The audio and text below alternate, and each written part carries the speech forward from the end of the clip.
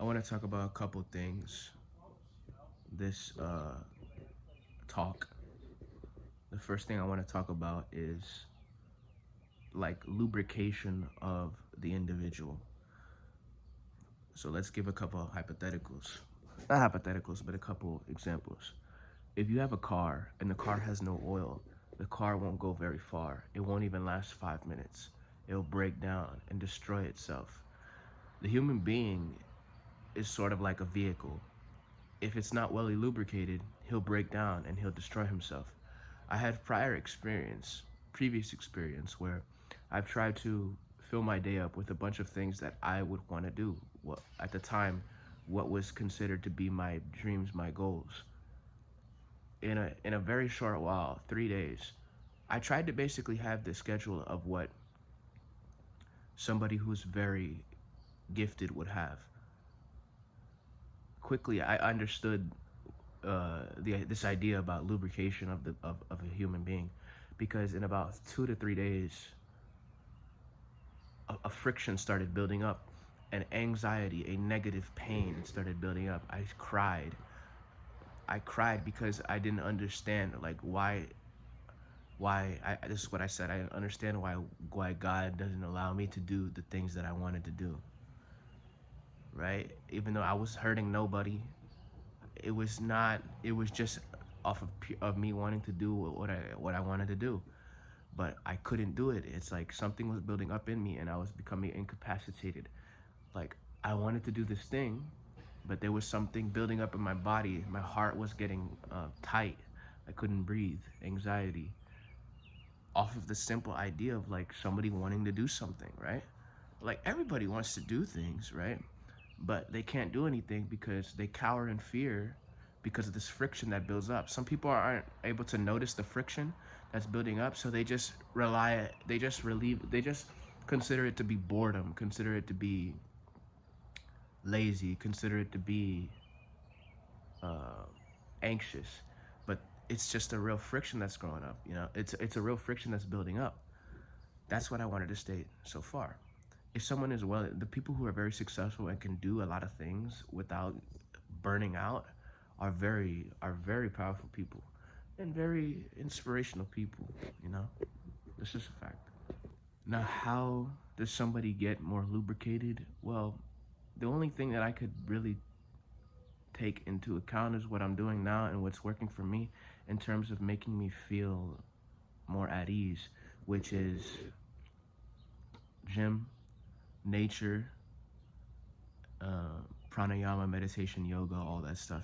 But the thing is it's one thing to be at ease when you're meditating, and one thing to be at ease when you're at the gym and in nature, and another thing to be at ease in the middle of activity, quote unquote, like in the middle of what could be considered extensive activity, a difficult activity. If you can be meditative in activity, you're him. Like, I'm not saying you have to be enlightened or nothing, but just like the same peace you experience after a nice walk in nature, after a nice relaxing gym session, after a nice meditation session, whatever it is where you feel at ease, if you can have that easiness into an activity that's quote unquote difficult, you've mastered the art of being human.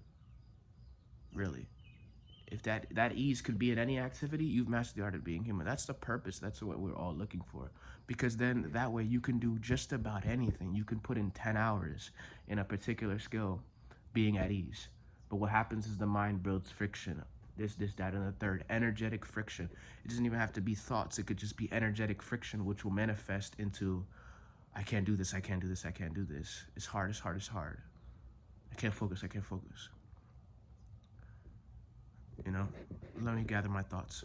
I don't know how a person develops the lubrication. The only thing that I can say is I probably have to go deeper into my being. I have to go deeper into stillness. Like I have to become even more still. And what's currently holding me back is my back pain. But my body in the upper back and the lower back, there's a chronic pain. It never goes away. If someone switched bodies with me and they felt the chronic pain that I have on a daily basis, they'd be complaining every second of the day. But I've kind of like over time I've learned to like get used to it, and so it's like a normal thing. But it's not like it doesn't annoy me. It's always there annoying me. It's like a thorn. So like if I want to sit in meditation and just as soon as I get into deep states, unless my whole body goes completely numb, it doesn't change. But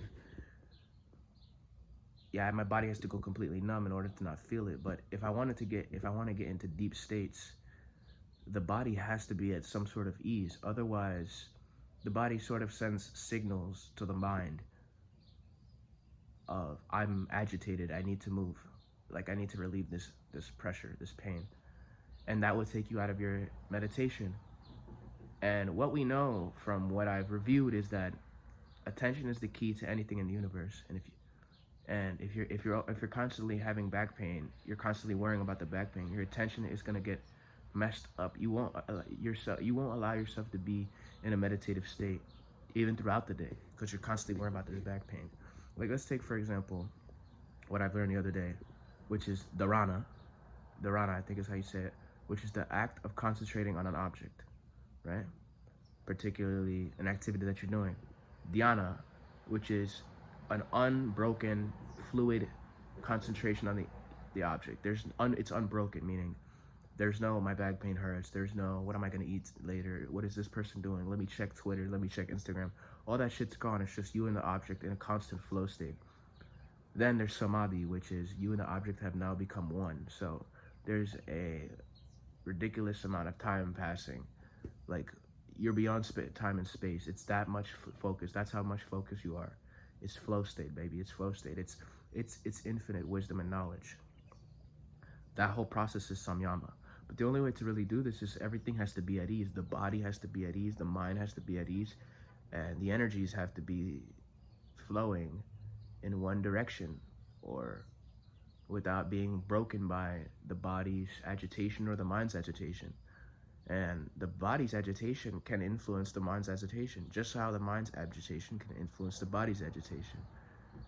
So if your body becomes at ease, you'll naturally be more focused, more calm, more still, more and better and closer to dhyana.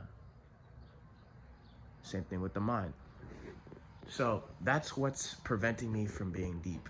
Now, the last phase. What is the point of all this? Like, what is the point of all this?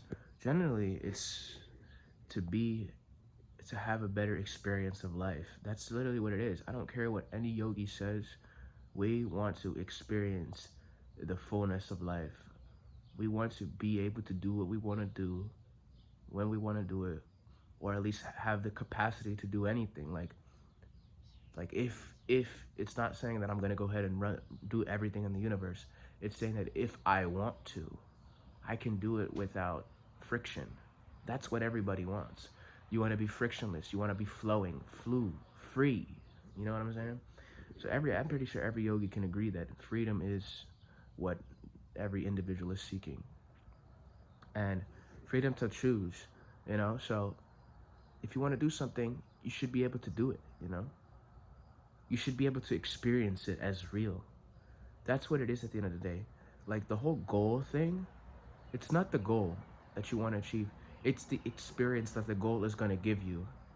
And you can experience the goal now, but you can't experience the goal now if you can't get relaxed and focused. You know what I'm saying? You know what I'm saying? Anyways, that's what I wanted to say. There's a paradox because the mind will say, no, I want to see it now, which is just something getting generated on the inside. No, you want to experience it now, and you can. You can experience it now. But, like I said, I need to figure out how to get my body at ease.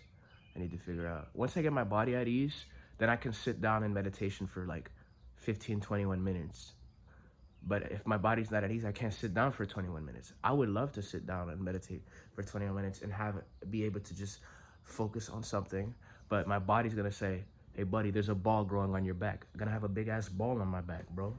Like, cause the fucking shit gets tight, bro. Ball on the lower back, bro. Anyways, yeah, that's all I wanna say.